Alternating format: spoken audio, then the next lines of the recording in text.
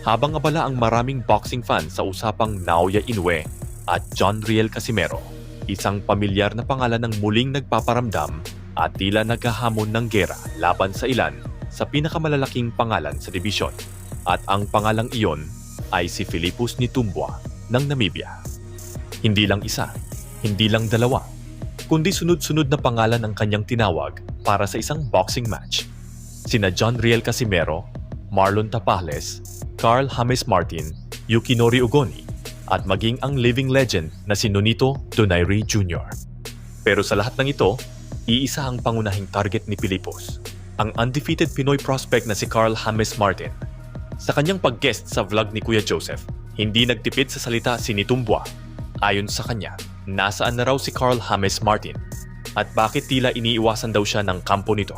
Ibinunyag pa niya na sinubukan na raw nilang makipag-ugnayan sa Team Martin para idaos ang laban sa Namibia, ngunit hanggang ngayon ay wala pa rin umano silang natatanggap na sagot. At dito lalong uminit ang usapan nang mabalitaan niyang nakatakdang maglaban sina Martin at Japanese fighter na si Yukinori Uguni. Agad niya itong kinuwestiyon. Sa kanyang pananaw, wala raw dapat patunayan si Uguni dahil tinalo na niya ito noon. At ayon pa sa kanya, pareho lang umanong mahina sina Uguni at Martin.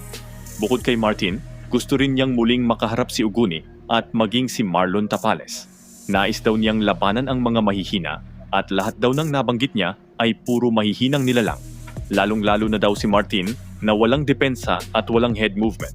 Wala pa raw nakalaban si Martin na malakas, kaya wala daw talagang pag-asa si Martin na maging isang world champion.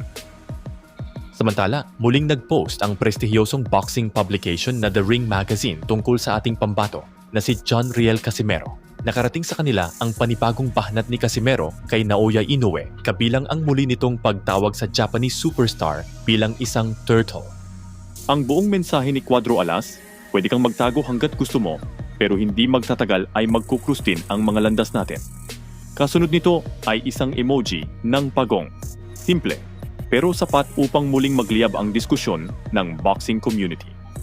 Ayon sa Ring Magazine, patuloy pa ring hinahamon ni Casimero ang hari ng Super Bantamweight Division upang mahanapan ng bagong petsa ang laban na unang pinag-usapan pa noong 2020 ngunit hindi natuloy at may napansin ang maraming Pinoy fans. Simula nang wasakin ni Casimero si Luis Nery sa pamamagitan ng 4th round knockout, tila dumalas ang pagpo-post ng Ring Magazine tungkol sa kanya. Para sa ilan, malinaw ang dahilan, mataas ang engagement, mataas ang interes, at sa panahon ng digital media, malaking bagay iyon. May mga fans pa nga na nagsasabing tila pasimpleng pinipisil ng Ring Magazine ang sitwasyon upang makita kung kakagat si Inoue sa hamon ng Pinoy Warrior.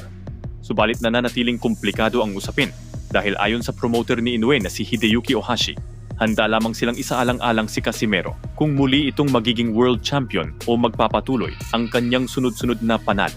Sa madaling salita, kailangan pa raw patunayan ni Casimero na karapat-dapat siyang paglaanan ng oras ng tinaguriang halimaw ng bansang Japan.